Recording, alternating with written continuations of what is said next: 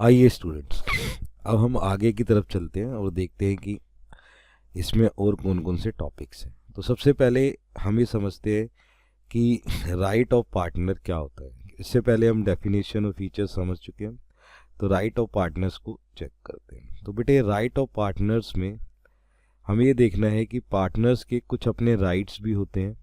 तो पहला राइट है बेटे, पार्टिसिपेट इन बिजनेस।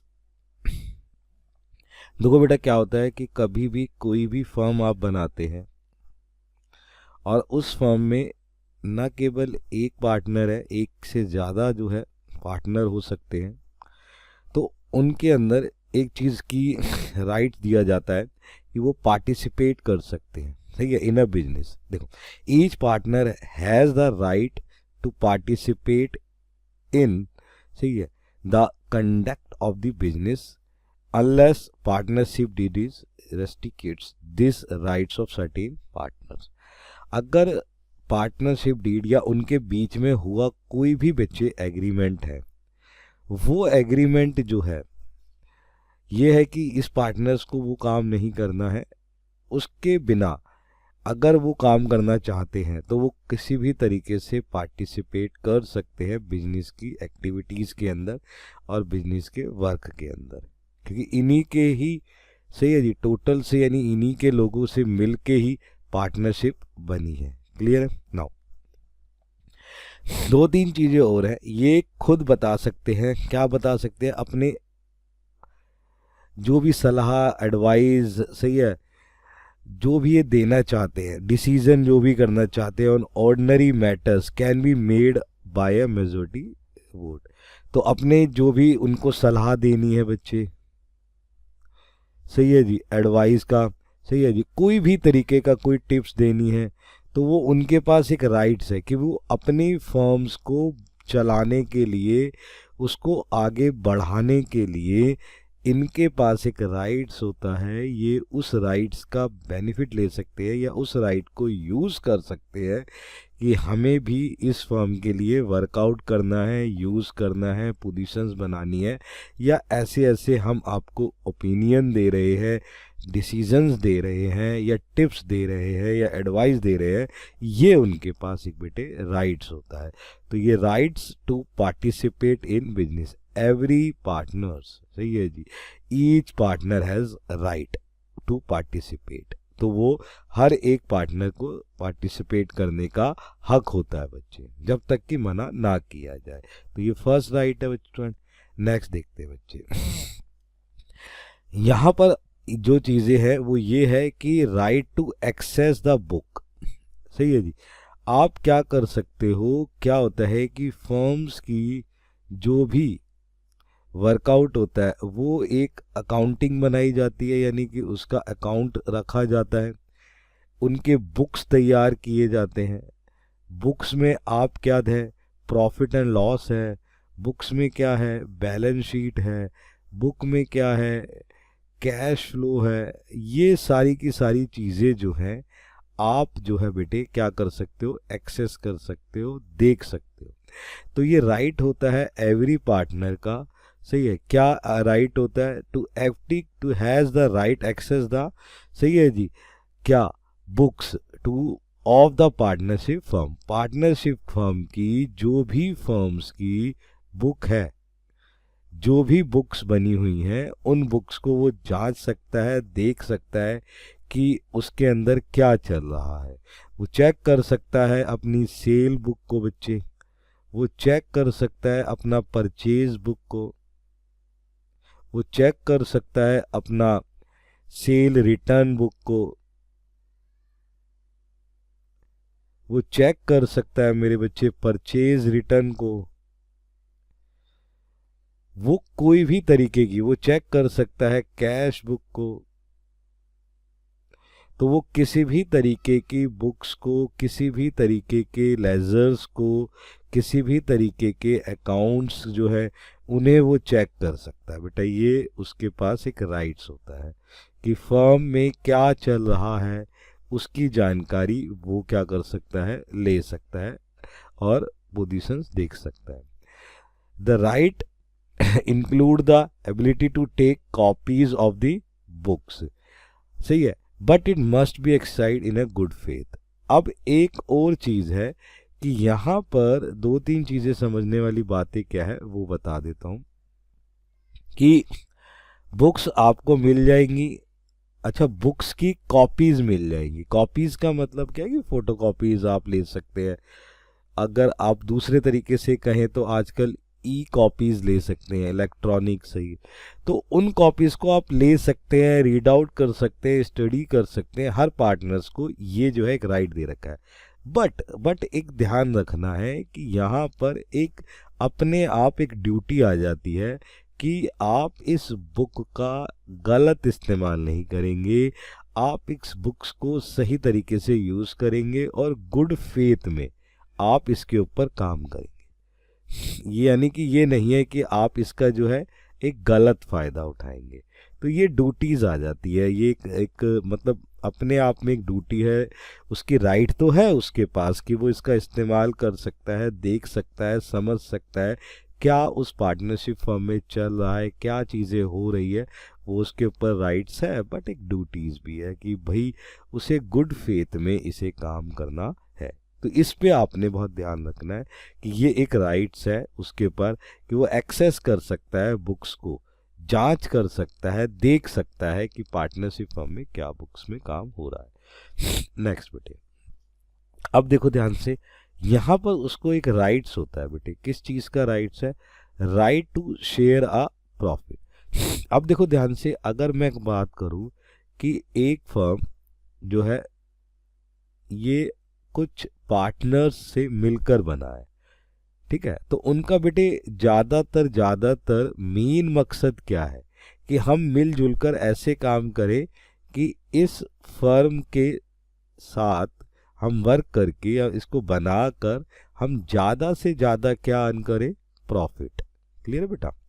अब partner have to right to share in profit of the firm. तो इस फर्म से जो प्रॉफिट होगा वो प्रॉफिट बेटे अलग अलग पार्टनर्स में क्या है? डिस्ट्रीब्यूट हो सके। ये तो बेटे पार्टनरशिप के अंदर होता है कि वो प्रॉफिट के लिए ही काम करना चाहते हैं। अच्छा, जो उन्होंने एग्रीमेंट बना सका है, यानी कि पार्टनरशिप उनके आपस में डीड हो चुकी है। डीड का मतलब एग्रीमेंट हो गया। मान के चलो इनके बीच में जो भी एग्रीमेंट हुआ है कि हम प्रॉफिट को जिस भी रेशो में डिवाइड करना चाहते हैं तो उस रेशो में वो डिवाइड हो जाएगा। जो ए को चाहता है, बी, सी, डी, जो भी इनकी रेशोज है, जैसे 2:3:5:1, ये रेशोज है। तो इस रेशो में अगर उन्होंने एक एग्रीमेंट बना रखा है कि नहीं हम इसमें बांटेंगे, तो उस एग्रीमेंट के बिहाफ पर ये क्या बेटा? डिस्ट्रीब्यूट हो जाएगा। बात ध्यान रखे। तो एक राइट है। राइट किस चीज़ का है?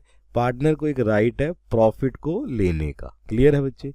अब दूसरी चीज़ क्या समझ में आती है? इफ द पार्टनरशिप, सही है जी, डीड डज नॉट, मतलब क्या है कि अगर किसी भी कारण से वो पार्टनरशिप डीड नहीं बनी है, कोई एग्रीमेंट ऐसा है ही नहीं पार्टनर्स के बीच में, उन्होंने वैसे ही काम शुरू करा और वर्कआउट करना शुरू हो गया और प्रॉफिट स्टार्ट हो गया है, तो अगर इस तरीके की कोई चीज़ आ जाती है तो बेटे यहाँ पर वो अपना शेयर जो है इक्वली डिस्ट्रीब्यूट करेंगे। मतलब अगर ए, बी और सी और डी ये अगर पार्टनर्स है, ठीक है, और इनके हिसाब से एक फर्म बन रही है, ठीक है, अब वो फर्म्स में क्या है, इनके बीच में कोई एग्रीमेंट ही नहीं हुआ कि भाई हम ऐसे प्रॉफिट को डिस्ट्रीब्यूट करेंगे। अगर इस तरीके का कोई एग्रीमेंट नहीं होता है तो स्टूडेंट्स ये ध्यान रखें, उस समय ये इक्वल डिस्ट्रीब्यूट हो जाएगा। कैसे डिस्ट्रीब्यूट हो जाएगा? इक्वल। अगर डीट में कोई भी चीज़ दे रखी है तो उसके हिसाब से डिवाइड कर दीजिए प्रॉफिट को। अगर नहीं दे रखी, कोई डीट नहीं है, किसी बारे में कोई चीज़ साइलेंट है, नहीं बताई गई है, तो वहाँ पर प्रॉफिट तो मिलेगा बेटा, प्रॉफिट जरूर मिलेगा, बट प्रॉफिट का जो रेशो है वो रेशो इक्वल हो जाएगा। ये ध्यान रखें, क्योंकि उसका राइट है, प्रॉफिट मिलना तो राइट है स्टूडेंट्स, प्रॉफिट मिलना तो राइट है, लेकिन प्रॉफिट वहां पर क्या हो जाएगा? इक्वल हो जाएगा। तो right to share a profit, profit का शेयर मिलना उसका एक राइट होता है। क्लियर है बच्चे? यहां तक समझ में आ गया? नेक्स्ट देखते हैं। अब ध्यान से देखिए, यहाँ पर एक राइट आ रहा है, क्या राइट आ रहा है, अब देखो ध्यान से, अब यहाँ राइट टू इंडेमनिफाइड, इसका मतलब क्या है कि अगर बाई चांस, देखो ध्यान से, फर्म में बेटा जरूरी नहीं है कि हमेशा क्या हो, प्रॉफिट हो, ये जरूरी नहीं होता कि हमेशा क्या हो, प्रॉफिट हो। क्लियर है?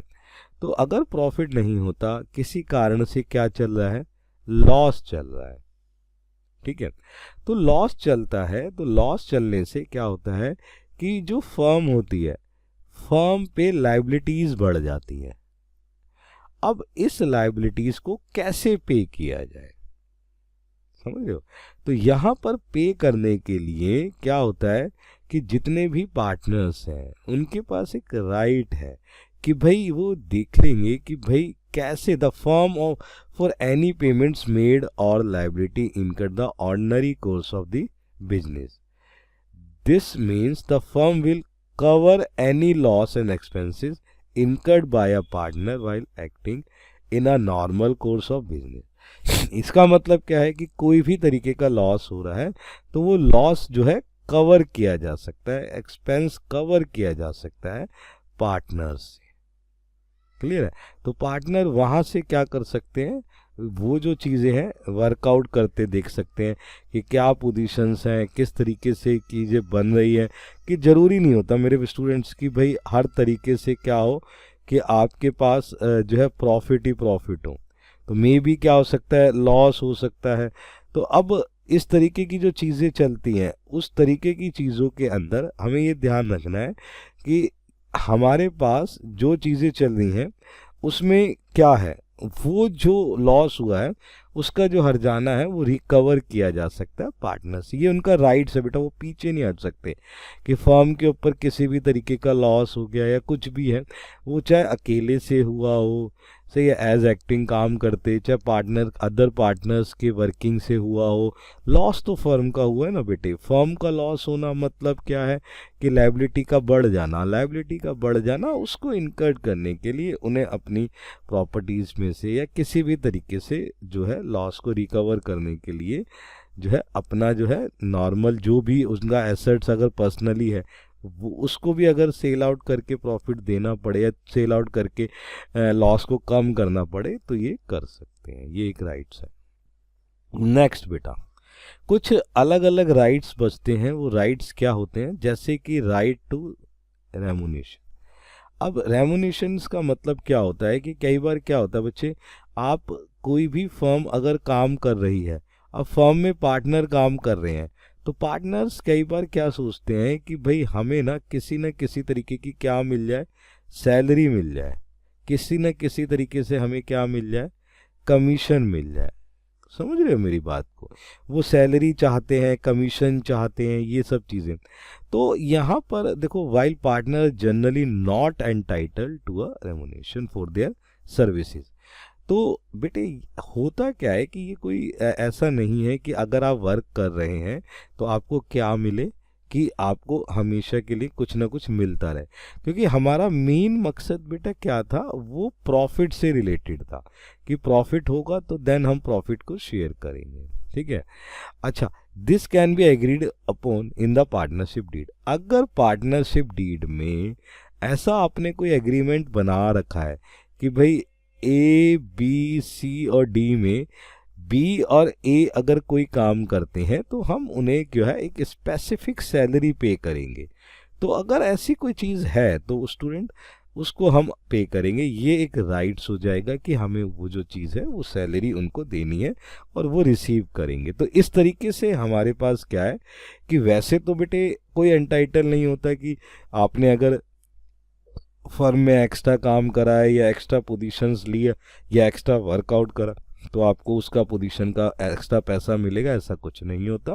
क्योंकि हम लोग जो पार्टनरशिप फर्म में पढ़ रहे हैं उनका मेन मकसद क्या है स्टूडेंट, प्रॉफिट का, और प्रॉफिट का मिलना ही ये सब चीज़ें रहती हैं।